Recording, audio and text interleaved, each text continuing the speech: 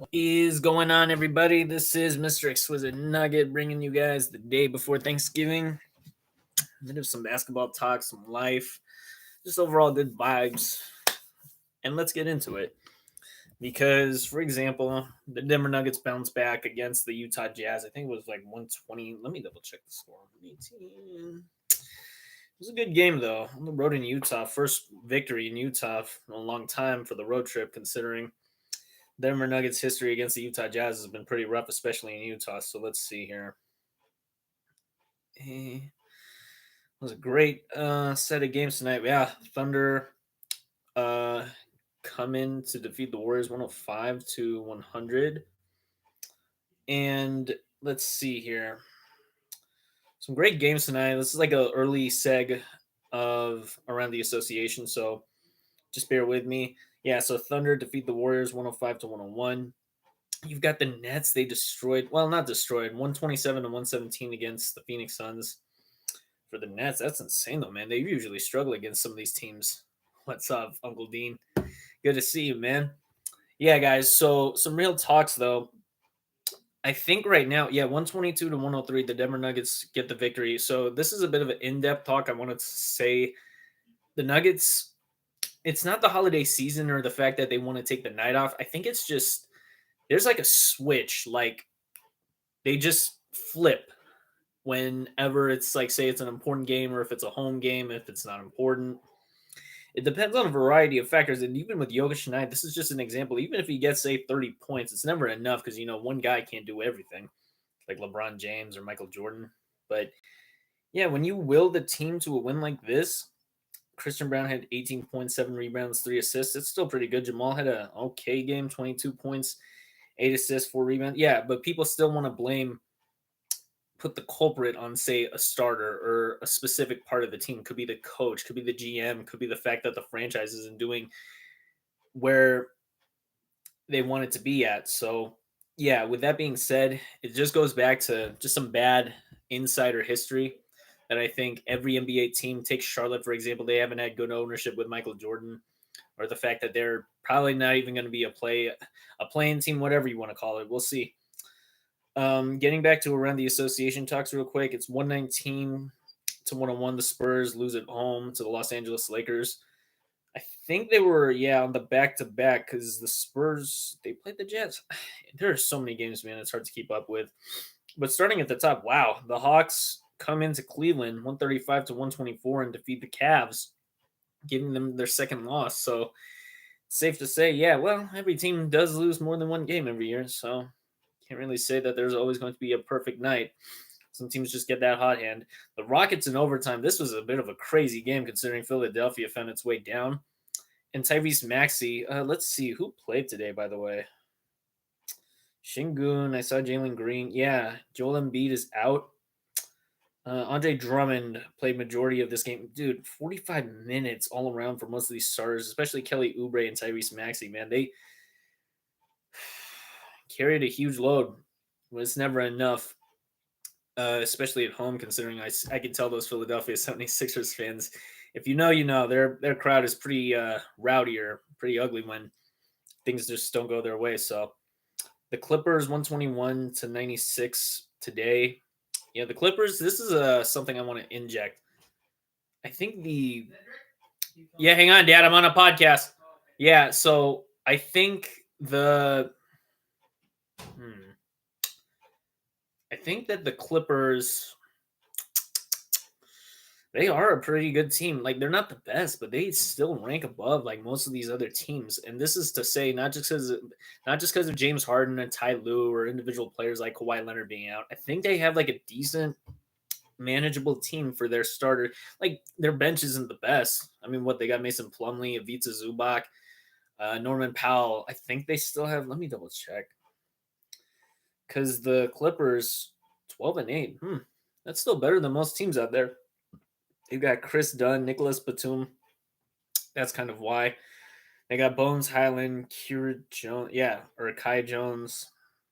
They got Derek Jones Jr. Yeah, Derek Jones Jr. is a bit of a reason why the Mavericks are struggling lately. Or I can see why they valued him so much, but as he left, it was a really hard loss to take. the Miami Heat played the Charlotte Hornets in a close game, 98-94. I thought this game was actually going to be quite a different story, but yeah, very lower scoring game in particular. This was a high one, 120, 133. Wow, that's one of the highest points I've seen the Magic play today. And they beat Chicago. Wow. My guy KCP, man. Let's see. Player stats. I'll kind of go through it all. Zach LaVine had a near double double, 8 points, 10 assists, 5 rebounds. Vucevic averaged a double double of 11 rebounds, 19 points, 4 assists. Kentavious Caldwell Pope had the most points. Like, wow, that is pretty good. 24.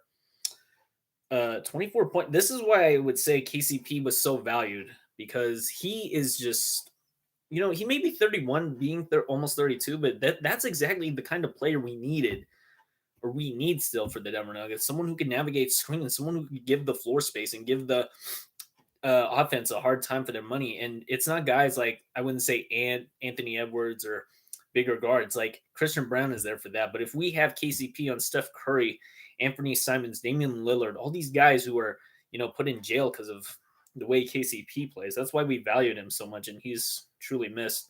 Getting back on track, the Pacers, this is a fairly high scoring. Yeah, 121-114.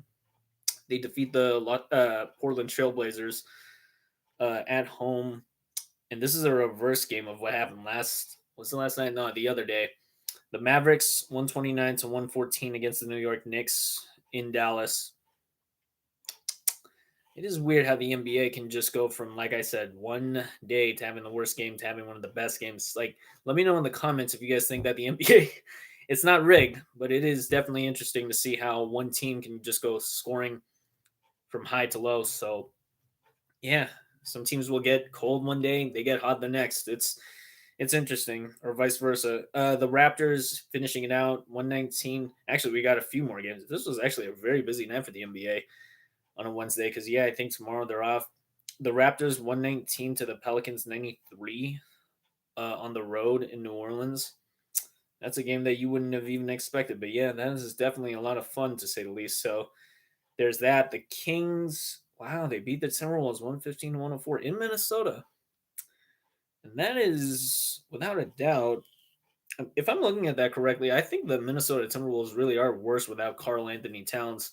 And that just goes back to show, the floor spacing, or just the big size, even as a 7-footer, that it is kind of important when you have those kind of guys out there. So New York definitely gained a bit of some leverage with that.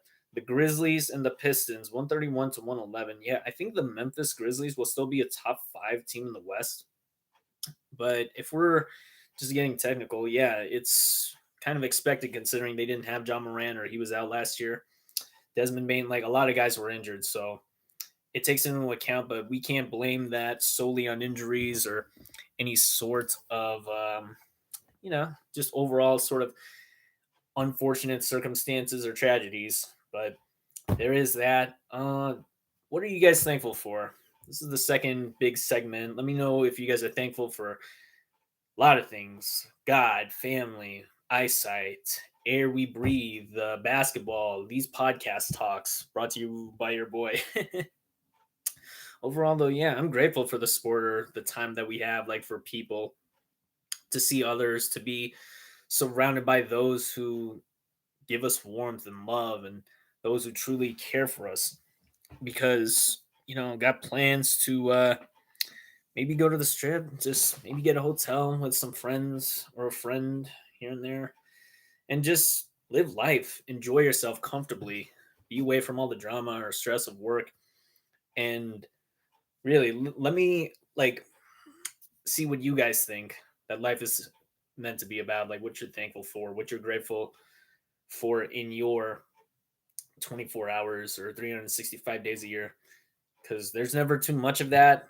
And if I'm being real, I'm thankful for the Denver Nuggets, especially because they gave me purpose, or my dad introducing me to basketball. Yeah, we did it. We got the chip when I was 23. It's so crazy that year, man. I'll never not look back. Like, we are so thankful to even have a championship finally within my years of life, because some teams may never even see that. To win it all, though, in 2023. This is why I would say, I think this is a bit of a hot take. 2023 was the best year. And that's because there were a lot of great things. I got to see my family in Colorado. I got to find some new love or end a toxic relationship, meet some new friends, get see some good movies, and have some good times. Probably also going to go see the Stratosphere again for the New Year's Eve party out here in Vegas. So should be a good time. Let me know what you guys also are doing for the holidays, whether it be for Thanksgiving tomorrow, if you're traveling, or if you're spending time with obviously family, or just staying home. Also, one thing I'm really grateful and thankful for is that hot chocolate. So there's always that. But yeah, guys, this overall was a good episode. Um, yeah, there's a lot to be thankful for, especially considering there's more expansion, there's more news, there's a lot more in depth coming because the not just the NBA, the WNBA. I'm especially thankful for that, considering it's like I wouldn't have even thought myself as a WNBA fan. I didn't care about women's basketball before until I saw the Minnesota Lynx defeat the Las Vegas Aces here on June 11 with Nafisa Collier, Bridget Carlton, Natisha Heidemann. All those girls, they are dogs.